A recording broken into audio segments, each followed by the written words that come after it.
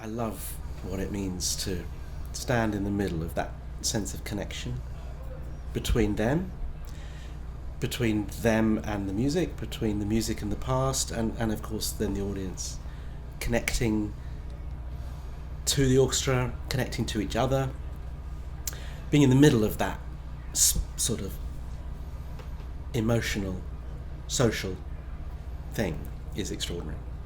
Did you aspire to that? I mean, when you were younger, did you look at that and think that is what I want to do, or was it something that you ended up doing and then experiencing that thing that you've just described? I certainly wouldn't have articulated that reason as the reason for doing it. I think you don't at that age. You just kind of go with some instinct, and it wasn't that. It was just the thrill of the sound, and the fact that I couldn't get the same thrill of the sound through my piano or violin playing.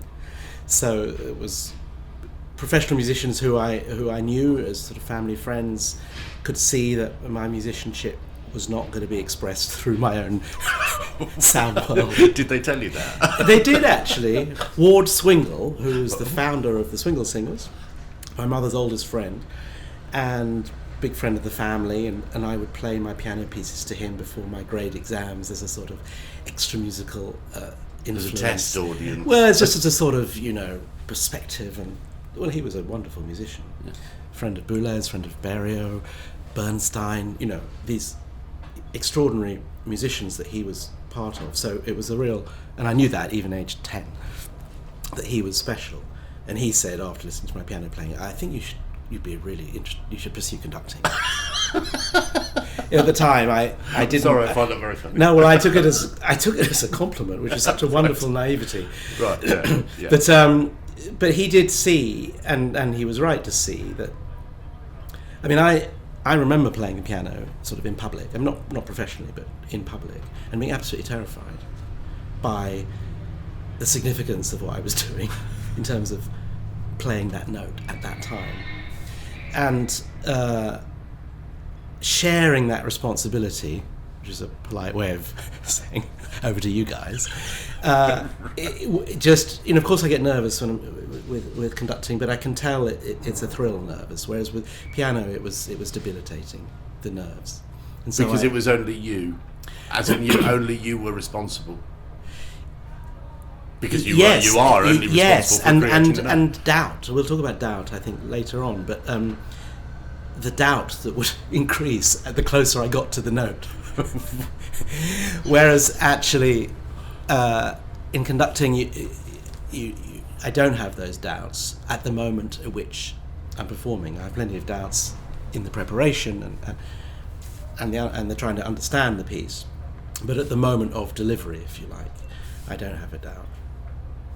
So, that trust that is required when you're conducting, when you pass the baton, that's much more palatable than the personal responsibility of creating the note. Absolutely. I don't know how. My goodness me! Wow. Absolutely. Wow. What they do is extraordinary, musicians. You sort of take it for granted in a specific way.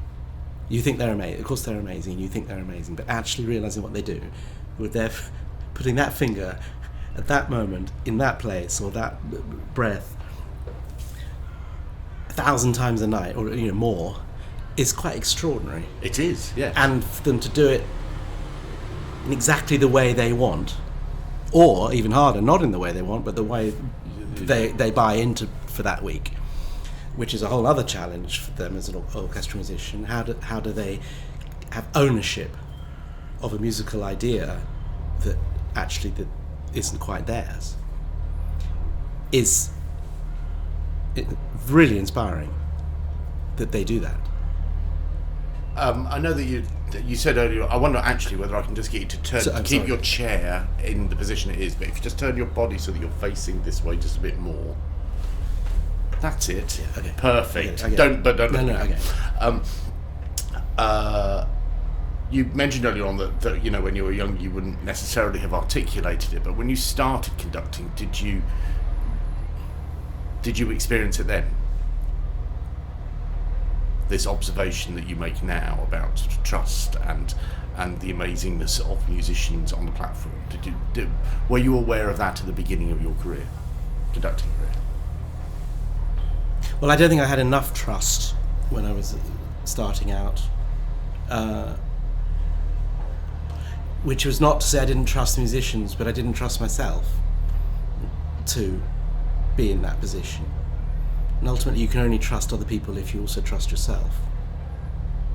And yet you still stood on the podium. I mean, there must have been an element of trust. I mean, your question. I'm not doubting you. No. But the interesting thing is, I don't really remember. Is the honest answer. Emotional memory is. I can remember specific things, but I can't quite remember how I felt about it. I conducted at school a lot. Right. And my school was amazing in giving me that opportunity. So putting their students, allowing their students to be conducted by another student is a staggering thing to do as a school. It's very exposing. It puts you. It's exposing, but it's also trusting. And so they instilled in me that confidence, actually. And interestingly, I don't think it's a coincidence. Mark Elder went to the same school, John Alec Gardner went to the same school. So, and other people who've gone on to sort of individual leadership roles in life, clearly responded to this, to being given this trust at a young age. But I was so young. I mean, I conducting Mozart masses in the church at school, the choir quite often. Part of my A level was actually conducting, literally an exam but as a concert, and conducted Oklahoma, which is still a highlight of my life. But the point is, when you're given this opportunity this young, you don't judge it. Actually, you don't overthink it. The overthinking came later, in terms of being suddenly in the professional environment. But in terms of the actual working with musicians, that relationship of leadership within an environment in which nevertheless they are doing it. I was offered that so young that I didn't judge it. There was no need to question it. Yeah. Because it sounds as though actually that the role of conductor was seen as this sounds a little odd, but a legitimate leadership role within a learning environment, and so it was positively encouraged. What was encouraged at the school was to be individual, and with individuality inevitably comes leadership. I think it's that way around. How are you an individual? Can you describe how you are an individual? Oh no, because I like to think that I'm an individual, but some people like to say, no, you're annoying, John. So no, we're all individual. It's whether we trust ourselves enough to express that individuality, which takes a certain amount of courage. But nobody's more individual than anybody else. It's just whether you want to sort of use that individuality to create something, which essentially means putting your head above the parapet and being prepared to be shot at. Have you been shot at? Oh God, yes. Some people didn't even miss. Right. I mean, you're looking very good. You know, I mean, you clearly recovered. Well, no, I mean, I was very lucky, and I use that word in inverted commas. I won a competition straight out of college, which gave me a lot of exposure, which I wasn't really ready for on a musical, on a conducting level. And I was conducting Mahler 10 at the Proms, within a year. And wow. That was lucky, and everybody would have thought how lucky I am, and I thought how lucky I am. Well, no, I'm thinking it's terrifying. Well, I just think that the problem is the orchestras that were part of that didn't. Understandably, they wanted, when they're playing Mahler 10 at the Proms, they want the best there is, and quite rightly so. And that couldn't have been me at that age. How one supports young conductors is a whole topic. Though in those days, if I'm allowed to say that, 30 years on, there weren't very many young conductors, actually. I was one of the only ones under 30 that was sort of working at a high level. Now it's the whole thing. Is if you haven't made it by by the time you're 30, you're going to get a bit stressed. But the traditional idea of conducting, which is you get better and better, and you don't really start to know how to do it until you're 50, which is, I sort of feel, the case for me, to be honest. So there's some years to go yet. I know how this works. I'm just beginning to feel like I know what I'm doing. Right. And why I'm doing it, and all those questions that. That's why I can't really answer your question about how I felt at the time, because I didn't even realise they were questions. And that's the problem, is that if you're doing this when you're too young, in an environment that expects, rightly so, the very best. I mean, I shared a concert with Lutosławski himself, conducting half of it, and I was conducting the other half. And, looking back on that, I mean, it's like, goodness, what was I doing? But I have no memory of whether I just sort of bottled up my fear or bottled up my insecurities in order to survive it. I don't know. But I don't really remember how I felt about it. Just looking back, I can see that it wasn't necessarily the best way for me to learn my job. What turned out to be the best way to learn your job? Time. And slowly realising what the job of conducting is. And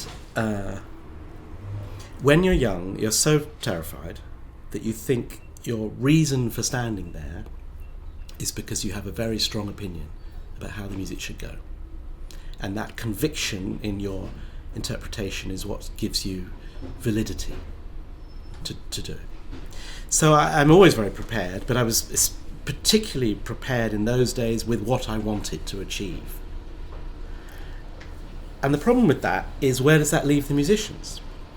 And if you go up there feeling that you have to unify the orchestra with your vision in order to do your job, which isn't untrue, but it's only part of it, if that's your main goal, then you are going to repress what they can bring to the experience. And the more I did a particular piece, the more I realised that the margin for what that unity needed to be was actually wider than I thought. And that as I've got older, I've felt more comfortable, far more comfortable, knowing that what a particular player does, how they turn a phrase, is fine and can fit in with still a unified vision. So it's a broader church, if you like, as to what makes an interpretation.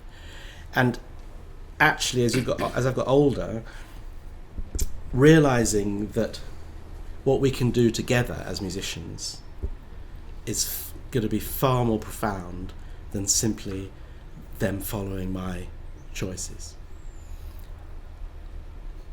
That sounds extremely generous, and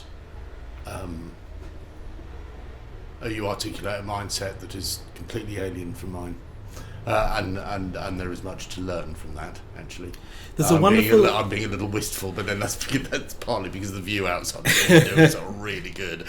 There's a wonderful line in Conclave, which is the Robert Harris book that has recently been made into a film about leadership. They're trying to choose the new pope, and what do they want from the new pope? And there's a line in which they say, certainty is the enemy of unity. Because with certainty, there is no doubt. And with no doubt, there's no tolerance. And without tolerance, you can't have unity. So I found that so beautifully articulated, because one is supposed, as the conductor, to have a certainty as to how something should go. That's what we see as audience members. That's what we assume, rather. But that is not the hierarchy of music. It's the hierarchy of how music is portrayed, the conductor is the only one standing up. We come in late, we leave early. Not sure what that's about. You do, don't you? I've always thought that. That's a bit weird. I mean, at least you dress smartly, but We are the visual perception of leadership. But that's not what music is. Music is an ever-changing relationship between the people playing it. I'm talking about music that's written for more than one person. So, of course, the conductor starts it. You have one job, start. But then the privilege of leadership is in choosing who's in charge at any given moment. And that is sort of where your interpretation comes from, is I think this is the most important thing. I think the oboe solo is the most important thing at this moment. I think the cello bass line is the most important thing at this moment. But once that choice has been made, you are then saying to the orchestra, and the point of the rehearsals is saying to the orchestra, this is who we're listening to here. This is who we're listening to here. And that those people are therefore in charge at that moment. So the idea of leadership as a sort of hierarchical pyramid it doesn't work, because it's more like a circle in which everybody has an opportunity at any given moment to step into the centre and take control. You're talking about delegation in a non-musical environment, but other leaders would describe that as delegation. No, they would. I don't think it's a good word, because it has connotations of direction, up and down. Mm-hmm. I would say it's enabling. It's enabling everybody to feel an equal part in the process, which doesn't mean they're always the loudest. But just because they're playing pianissimo whilst an oboe solo is playing mezzo forte, it doesn't make them less important. So it's trying to make everybody feel important and everybody feel understanding their role at that moment, which is listening or leading. And what orchestral musicians do, which I think is so extraordinary, and again doesn't really get credited, is they listen and lead at the same time. And that is, in a social sense, we're losing that. There's lots of people who are shouting, there's lots of people who say this, and there's lots of people who are listening. And they're perceived as one or the other. Yes. An orchestral musician will lead with their sound whilst listening. They can't do it without listening. Are they a group of individual is an orchestra a group of individual leaders then? Would you go as granular as that in your definition? Yes, I mean it's everybody's a leader, but a leader that respects, because they have to lead their musicianship. But it's a leader that respects that. Well, we do know in a piece of music that it's not a free for all, and that audiences absolutely need vision, and that can be very specific. But the job of the conductor is to make sure nobody's feeling subservient, but it's their choice to play as soft as possible. It's their choice to play freely in order to give a soloist that freedom. This might be a slightly off the beaten track question, but what is your view on New Year's resolutions? Do you make them? Every day. Oh, okay. Do you follow through on them? Every day. Well, no, yes, every day. I'm really good. No, which is why I need to make them every day. Right, okay, you make them. You make them every day. So, I mean, would you say that you are highly self-motivated and hold yourself to account? I'm definitely my biggest critic, for sure. Is that what you mean? If somebody tells you to do something, will you rebel simply because they've told you, or will you look for agency? If somebody asks you to do something, they present you with a choice. Will you respond more readily to that, or I'm trying to understand how you respond to intrinsic motivation. Yeah. Or are you? I wouldn't do. I mean, I definitely struggle to do things I disagree with. Right. Okay. Great. Definitely. Come on in. Yeah. Yeah. Okay. But yeah. But if somebody else asks you to do something, if somebody else asks you to do something, you generally won't automatically do it. You would have to agree with it. Presumably, you would need to find evidence to back up what they're suggesting. I mean, I'd like to think that, you have an instinctive reaction to something, yes or no, and I'd like to think that I don't do that, or that if my instinctive reaction is no, I'd like to think that I just give it some time and think, well, actually, why not? And I think I got better at that. I should provide you with an explanation, otherwise this will be like a really weird moment in an interview. But there's a book called The Four Tendencies by Gretchen Rubins, who talks about how there are essentially 4 different types of people, according to her research, and they're based on how they respond to external expectations and internal expectations. They're obligers, upholders, questioners, and rebels. Obligers will always say yes. Organisations need obligers because otherwise organisations wouldn't function. Upholders love process, and so because they love process in the workplace, and they also love they follow process themselves, so they're highly motivated, and they will just get on with stuff, but they can be a little bit bureaucratic. Where have we got to? Obligers, upholders, questioners. They just need to question everything. They will pursue all reviews until they've satisfied themselves that everything is okay, and then they'll proceed. And then rebels just won't do anything for anybody unless they've been presented with some kind of choice. Oh dear, I don't think I'm any of those. I think you are. You tell me. Yeah. You tell me. I think you've already answered that question. I think maybe you're a rebel. Because but that suggests that the rebel. It's not a bad thing, by the way. No, but defining it like that suggests that that's the goal. To rebel. That's never the goal. No. The term in terms of the rebel, the term articulates a need, which explains how they are most likely to be motivated. So if they feel as though there is choice, there is an alternative way, and that they have been afforded that choice, then they'll do anything. And I was just wondering which one you were. That was all. But it sounds like you don't even buy into the framework, which is slightly problematic. I think there's more than 4 different types of people. I think we're all individual. Yeah. Oh, how tiresome. Not to worry. But I wouldn't do well. I don't do well in groups. Okay. So in preference for introversion then? Yeah.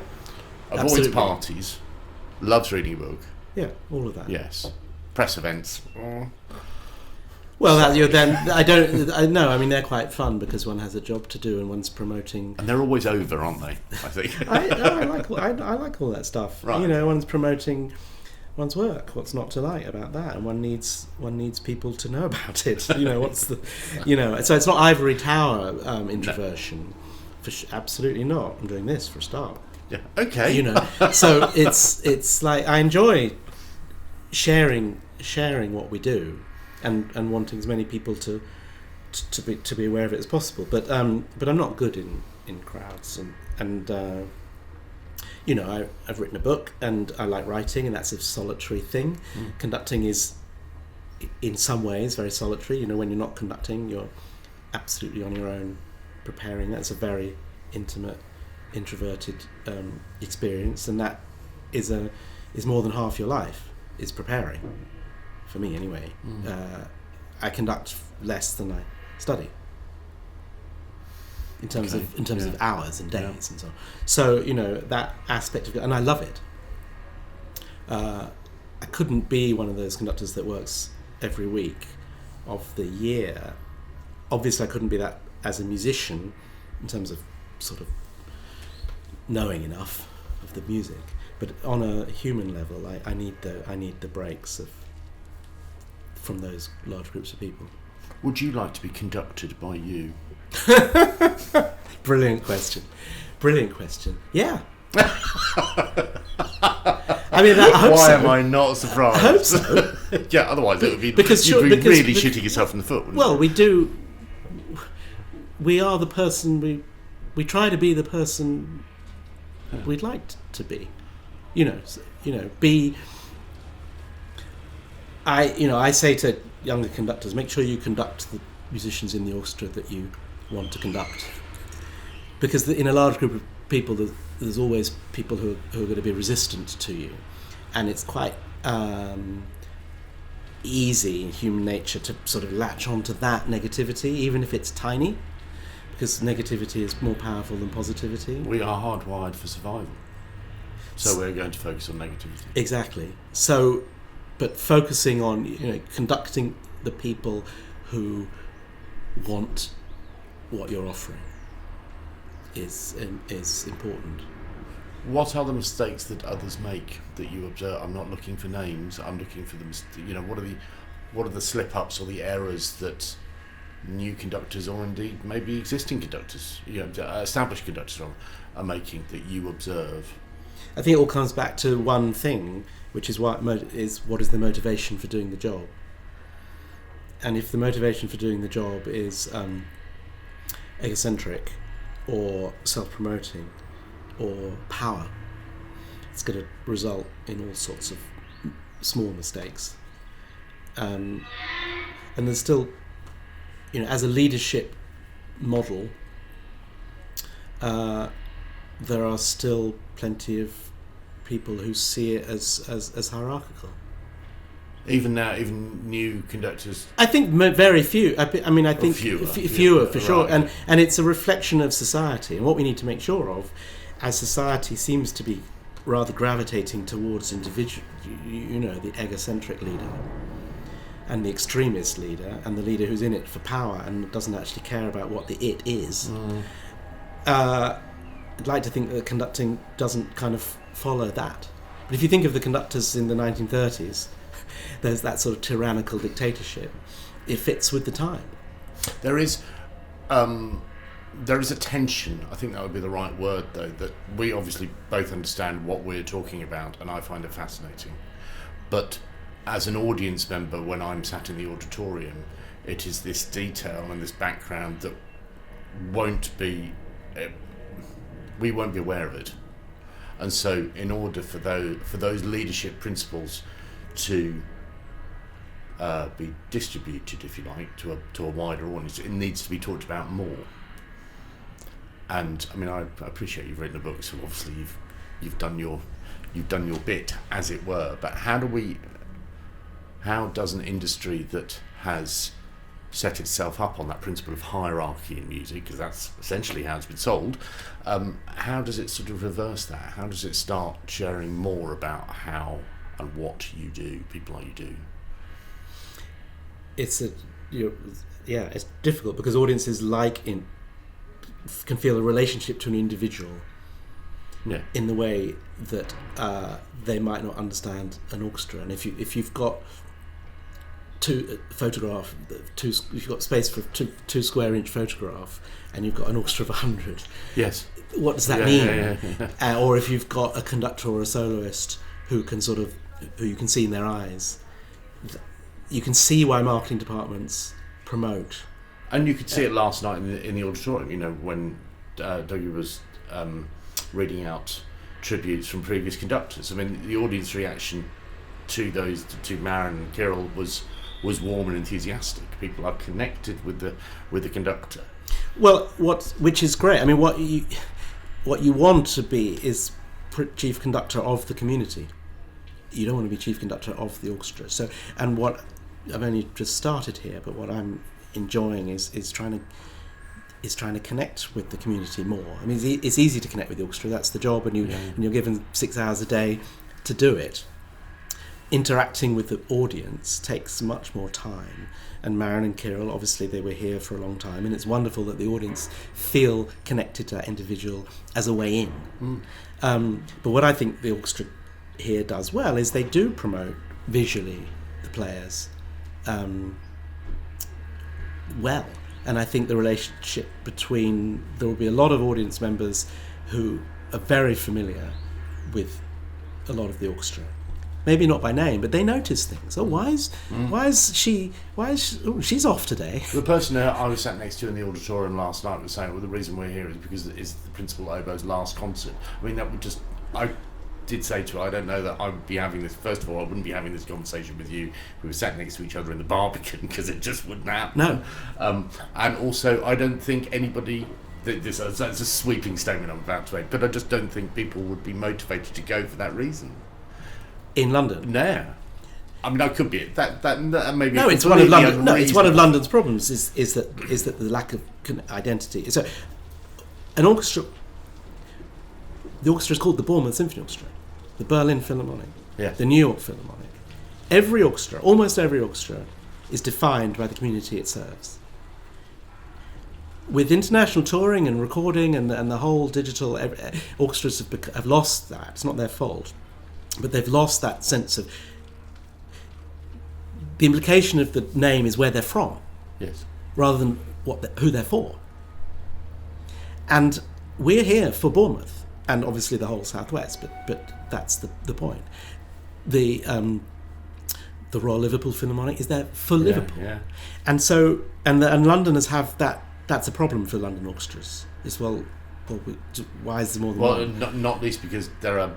so many to choose exactly. from. So I mean, obviously I'm connected to all of them because they're all great. But well, they are all great, but it's not something that that community isn't. I don't experience that. No, you can go to a concert in London and they're all wonderful. All those orchestras are fantastic, and they're all capable of playing the best concert you've ever heard. But there's not that identity, there's not that sense of connection and ownership from the public, and with government support getting less and less and less all over the world, then communities need to feel, well, this is ours. We've got to support it. We want it. And I love the fact that here there is a strong connection between individual members of the audience and individual members of the orchestra who all come together, and I hope that people there who were excited to be at the oboist's last concert will be equally excited to be at the new oboist's first concert. Yeah, what shoes to put. Yeah, that actually is a fair thought. That's was he? I mean, I don't know who that is. Was he present? No, it'll take a while. No, it hasn't been. No, it'll take a while. Yeah, okay. It'll take a while to replace these people for sure. But that sense of ownership, that sense of engagement. Who are they going to get? All this person is okay. Well, and actually, it's like finding a new pope, isn't it? Now I come to think of it, it's not unlike. But what's interesting is Ed Kay as principal oboe here, having been here for so long, the seat itself is such a audible and visible seat that the audience are going to see the people who we choose to give opportunities to try out, and public vote. Okay. Enough of your ideas now. Exactly. I thought what was particularly touching actually was seeing at the end Principal Oboe move from his seat to the podium, which is something for regular orchestral audience members that's an unusual sight. So and yet the Principal Oboe plays a key role, a critical role, right from before a note is played. I absolutely loved how the audience applauded his giving the A. Yeah. That was so spontaneous and so sincere. Yeah. The audience know that's what he's. But it also sets up the audience well before the music has begun, because I think that, and not that I'm being cynical about this, but I think that it brings us closer to what is going on the platform. It makes them human beings. Up until somebody says something, they are human beings with instruments who are doing a thing that we paid to hear them do. Then when somebody stands on stage with a microphone and says, that bloke over there has been doing this for 37 years and this is his last concert, then we all, unless you're a cold-hearted bastard, most of us in the audience go, oh, which does set you up right for everything that follows. But everybody has a story. Yeah, but we just don't get to hear them. No. But I think going back to what the conductor needs to know that everybody has a story, and that everybody is not just an instrument, and that you're conducting people. I don't really think that, obviously. You're conducting people first. Are you conducting the music or are you conducting musicians? It's obviously a bit of a stupid question because it's both. But it has to be both. You can't just conduct the musicians. It's not just a psychological, come on guys, and nor is it just a sort of head in the clouds music. It's that combination of people and sound. I have 3 other questions to ask you, and then there's one other thing to reveal. This is sort of supplementary stuff. Do you have a recommended read? What would you recommend that I read? Alan Watts' The Wisdom of Insecurity, in relation to what we've been talking about, is it's okay not to be certain. And in fact, it's better to be not certain. The wisdom of insecurity is a more honest way of life. And that in relation to conducting, but not only conducting, is to we're all being asked to we're all expected to have answers, solutions. I think we should do this. No, we shouldn't do this, we should do this. It's it's okay not to know. Which is not to abdicate responsibility for making a choice, but respecting that doubt is, I think, really valuable. Do you have a recommended watch, something that would make me laugh or cry or both? Why the sigh? Surely I'm reasonably easy to read. Recommended watch. What was the last thing that made you laugh or cry or indeed both?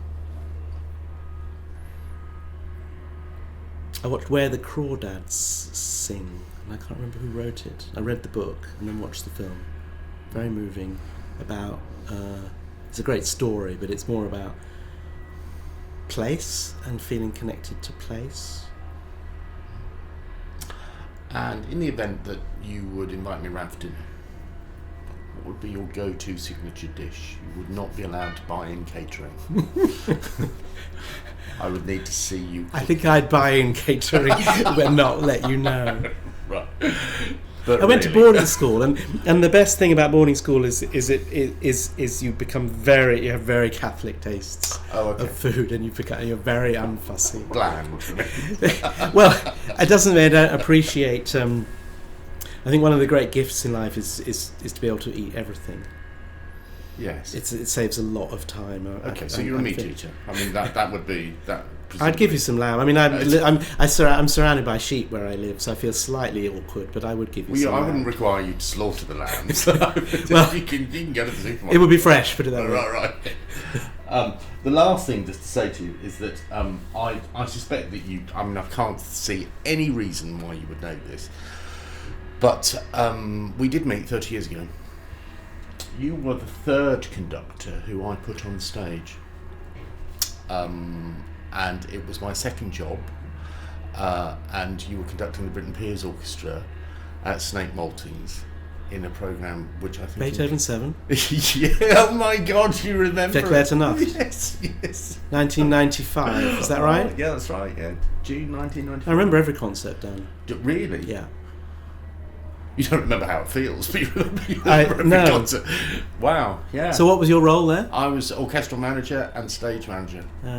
Julia Lawrence had fixed the entire orchestra, and when she handed over the stuff to me, I think it was like a week or 2 weeks before the concert, she just handed over this entire file full of extra players and said, if anybody drops out, just ring these people. It was the most terrifying role, because it just seemed like an enormous responsibility. I know. I do. When I think about my responsibilities, and then I think of the orchestral. I think yours is worse. Well, no, it's not the orchestral manager who might on the morning of a concert get a phone call from a player saying I'm ill.